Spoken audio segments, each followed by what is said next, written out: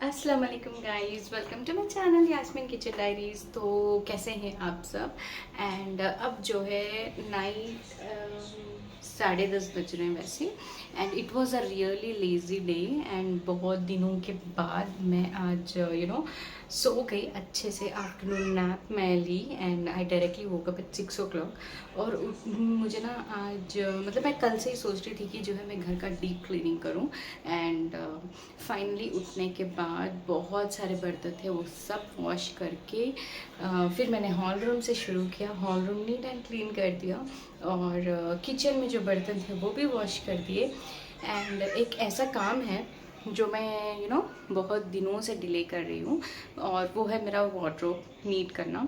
क्या हो जाता है ना, जब भी हम कहीं जाते हैं और रिटर्न आते हैं तो सबसे अगर कोई चीज़ मैसी होती है तो वो है वार्डरोब। क्योंकि जल्दी जल्दी हम कपड़े रख देते हैं और कहीं जाके आते हैं तो वॉशिंग के जो कपड़े होते हैं वो भी बहुत ज़्यादा होते हैं। एंड जब से मैं आई हूँ रिटर्न हैदराबाद, तो ऑफिस भी था, फिर मैं इवनिंग घर आते वक्त लेट हो जाता था। तो इसकी वजह से ना मैं वार्डरोब जो है नीट सेटअप नहीं कर पाई, और जो नीट था वो भी मेस हो गया। तो फाइनली मैं खुद को मोटिवेट करके आज जो है वार्डरोब क्लीन करके ही सो जाऊंगी। एंड आज मैं दिन में ही एक्चुअली करने वाली थी, बट हुआ है कि जो ऑर्गेनाइजर्स मैंने मंगवाए थे अमेजोन से, वो एक एक करके आ रहे थे। And finally I got them at like around 7-7:30 को जो है ऑर्डर डिलीवर हुआ। तो फाइनली अब जो है अगर कोई काम बाकी है तो वो है वार्डरोब क्लीनिंग, वो मैं कर लूँगी। एंड तो चलिए, बिफोर आफ्टर व्लॉग ज़रूर देखना, ठीक है। मैं आपको बताऊंगी पहले कैसा था और मैंने उसको कैसे चेंज किया। और आप लोगों को भी जो है बहुत रीज़नेबल कॉस्ट में आप अपने वार्डरोब ऑर्गेनाइजर मंगा के आपका जो वार्डरोब है वो क्लीन एंड नीट सेटअप कर सकते हैं। इसका भी आइडिया जो है आपको मिलेगा अगर ये व्लॉग आप एंड तक देखेंगे तो जैसे कि मैंने कहा, हॉल रूम जो है वो मैंने आज क्लीन कर दिया था। ज़्यादा कुछ नहीं, बस ये जो टीवी यूनिट के जो शेल्फ वगैरह है ना, इन सब में बहुत ज़्यादा डस्ट हो गया था। आई डोंट नो ये डस्ट कहाँ से आता है। हर वीक मतलब कभी भी आप क्लीन करो ना, नेक्स्ट वीक नेक्स्ट डे ही जो है फिर से डस्ट आ जाता है। हालांकि जो अपार्टमेंट्स होते हैं वो इतने क्लोज्ड होते हैं, फिर भी आई डोंट नो व्हाई। खैर एनीवेज ये सब कुछ क्लीन कर दिया था। एंड हॉल रूम में ना मुझे थोड़ा सा लाइक चेंजेस भी करने, प्रोबेबली अगर कल टाइम होगा तो मैं करूँगी। और देखते जैसे होता है। और हॉल रूम में जो डाइनिंग टेबल वगैरह है उसको भी मैंने नीट कर दिया था। जो डाइनिंग टेबल के ऊपर का जो ग्लास होता है ना, उसको अच्छे से क्लीन करके वाइप करके फिर न्यू कवर जो है मैंने लगाया डाइनिंग टेबल के ऊपर। तो बस ये था हॉल रूम क्लीनिंग। एंड तो ना अभी जो मेड मैंने रखा था हाउस हेल्प, उनको मैंने निकाल दिया। बिकॉज़ पहले हानिया बहुत छोटी थी तो मुझे काम मैनेज करना बहुत मुश्किल होता था। बट मुझे एक ऐसा है कि ना मैं अपने काम कर लाइक खुद करती हूँ तो मुझे ज़्यादा सेटिस्फैक्शन मिलती है। तो अब जो है मैंने बर्तन वगैरह वॉश कर दिए थे। एंड आफ्टरनून जैसे कि मैंने कहा मैं सो गई, तो मैंने लंच के बाद बर्तन भी नहीं मांजे। एंड आज एक्चुअली लंच में मैं बनाई थी तहरी। तो वो खाने के बाद मुझे जो नींद आई directly woke up at 6 o'clock, जैसे कि मैंने ऑलरेडी बताया। तो खैर बर्तन कुछ ज़्यादा थे, वो सब मैंने वॉश कर लिए। तो जब मुझे लगा कि ये एक बास्केट में ना बर्तन सारे नहीं आएंगे, तो मैं ये रखी थी एक्स्ट्रा, अगर कुछ बर्तन उसमें नहीं आए तो इसमें रखने के लिए। तो इसको मैं रख दूँगी बाहर बालकनी में। एनी हाउ अब जो है फाइनली दूध भी जो है वो बॉईल हो गया है। दूध पिलाने के बाद मोस्टली जो मेरी बेटी है वो सो जाती है। उसके सोने के बाद मैं सोच रही हूँ कि वार्डरोब जो है वो क्लीन कर लूँ पीस ऑफ माइंड के साथ, क्योंकि फिर उसको देखते हुए काम करना बहुत मुश्किल होता है। एंड तो बस यही है। तो वैसे आपके सिटी में जो है वेदर कैसा है वो मुझे ज़रूर बताना, क्योंकि हैदराबाद में तो बहुत ज़्यादा बारिश हो रही है। रेनी सीजन जो है वो कम्प्लीटली स्टार्ट हो गया है, वेरी सून इनफैक्ट। क्योंकि जुलाई अगस्त में जो है रेनफॉल्स होते थे यूजुअली, बट अभी तो जून में एंडिंग से ही रेनफॉल्स होना जो है स्टार्ट हो गए हैं, जिसकी वजह से जो कपड़े हैं वो बिल्कुल नहीं सूखते। और अपार्टमेंट्स में तो और भी मुश्किल है। तो एनीवेज अभी भी बारिश हो रही है बाहर। तो ये मेरी बालकनी है बेसिकली, और यहाँ से एक ना बहुत ठंडी ठंडी हवा भी आ रही है। खैर आपकी सिटी में कैसा है मुझे ज़रूर बताना। तो मैं सोच रही थी कि ये जो ब्लॉग है मैं वॉइस ओवर कम दूँ और डायरेक्टली बात करूँ, तो बस इसीलिए डायरेक्टली मैं शूट कर रही हूँ आप लोगों से बात करने के लिए। And I hope you guys will like it. That's it guys. तो मेरी बेटी को भी फिल वक्त सुलाना है मुझे उसको। तो मेरी बेटी जो है वहाँ पे सो गई। एंड तो चलिए मैं आपको अपना वार्डरोब बताती हूँ। तो ये है मेरा वार्डरोब एंड इसमें ना 3 डोर है बेसिकली स्लाइडिंग के। तो उस लाइक वो लास्ट वाला जो सेक्शन है वो मेरे हस्बैंड यूज़ करते हैं। जो मिडिल का है उसमें आधा तो एंगर जो क्लॉथ हैंगिंग है वो है, और जो बीच में एक 2-3 ड्रॉस है वो मैंने हानिया के लिए रख दिया। तो ऐसा सोच लो कि जो बीच का जो सेक्शन है वो हानिया का है और ये जो पार्ट है वो मेरा है। ओके।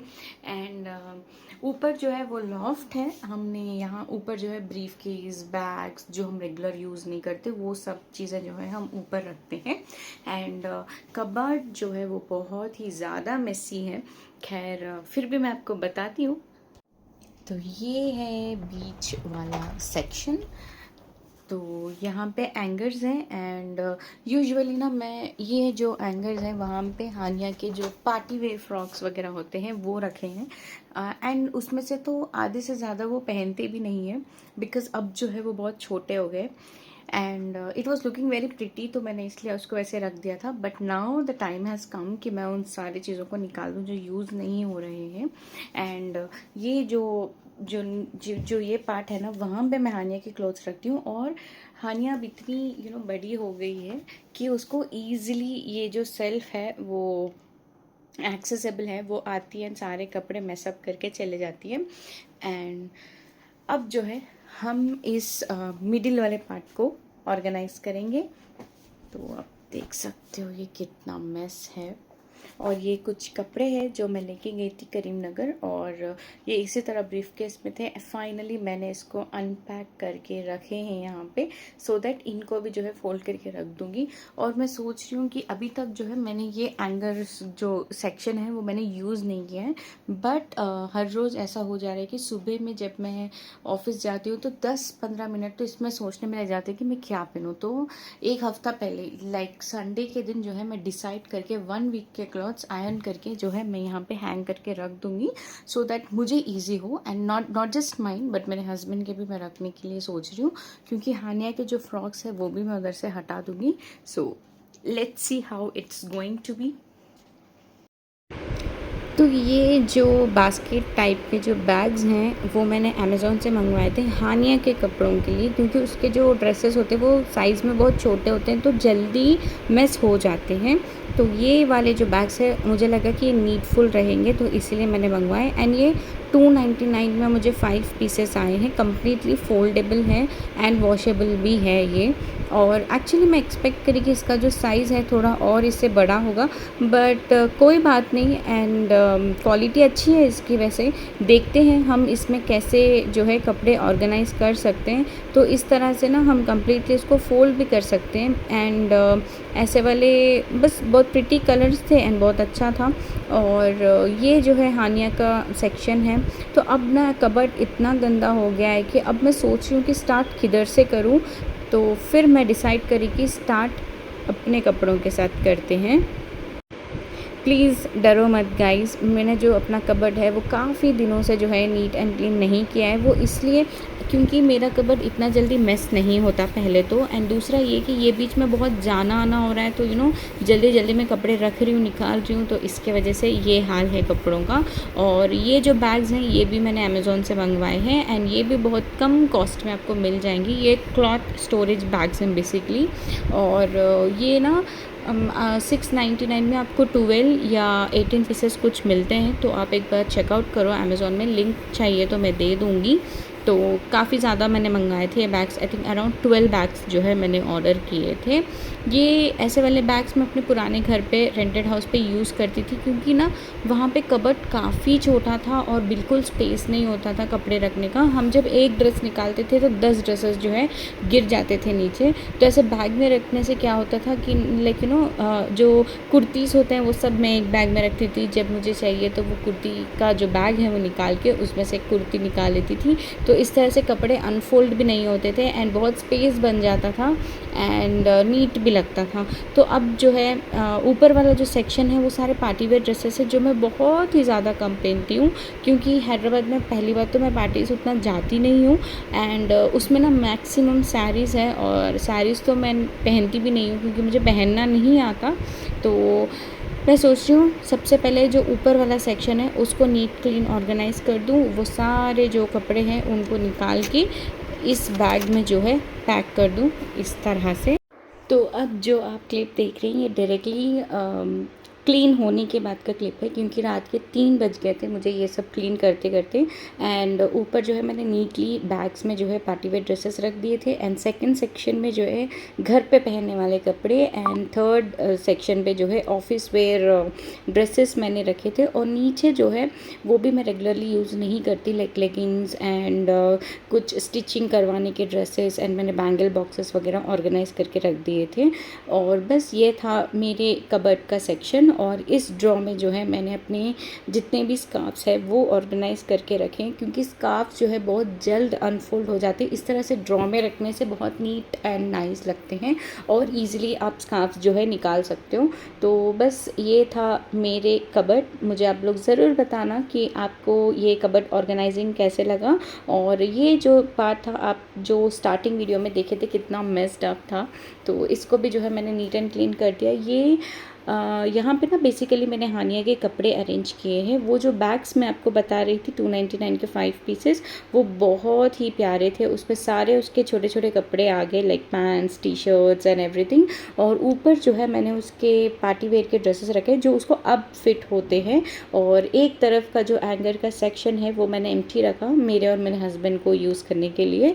तो इंशाल्लाह मैं उसमें भी ना कपड़े आयरन करके रख दूँगी। और यहाँ नीचे जो सबसे लास्ट वाला जो सेल्फ है वहाँ पे ना मैंने सारे अनयूज्ड क्लॉथ्स रखे हैं जो मैं यूज़ नहीं करती, छोटे हो गए हानिया के वो ये एक्सेट्रा।